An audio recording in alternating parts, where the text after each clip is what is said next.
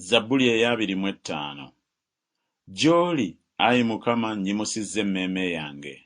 Ayi Katonda wange, naakwesiga nga ggwe, toŋŋanya kukwatibwa nsonyi. Abalabe bange tobaganya kumpangula. Era siwali akulindirira anaakwatibwanga ensonyi. Abo banaakwatibwanga ensonyi abasala enkwe z'obwereere. Ondage amakubo go, Ayi Mukama, onjigirize empenda zo. Onnuŋŋamye mu mazima go, onjigirize, kubanga ggwe oli Katonda ow'obulokozi bwange. Ggwe gwe nnindirira obudde okuziba. Jjukira, Ayi Mukama, okusaasira kwo okulungi n'ekisa kyo, kubanga byaliwo edda n'edda lyonna. Tojjukira bibi bya buvubuka bwange newaakubadde ebyonoono byange. Onjijjukire ng'ekisa kyo bwe kiri olw'obulungi bwo, Ayi Mukama. Mukama ye mulungi era wa mazima, kyanaavanga ayigiriza ekkubo abalina ebibi. Abawombeefu anaabaluŋŋamyanga mu musango, era abawombeefu anaabayigirizanga ekkubo lye. Amakubo gonna aga Mukama kye kisa n'amazima eri abo abeekuuma endagaano ye n'okutegeeza kwe.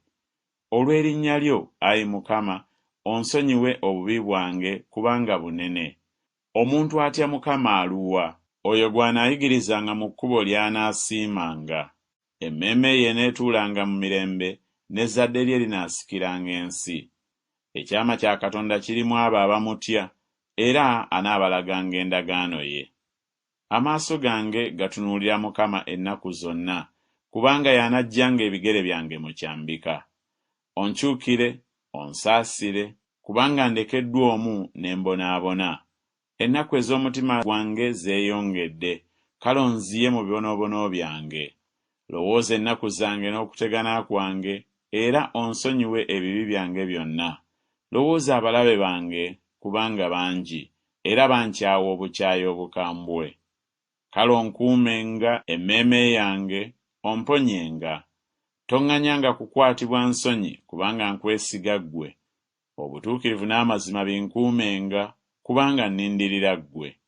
Nunula Isirayiri, Ayi Katonda, mu bibonoobono bye byonna.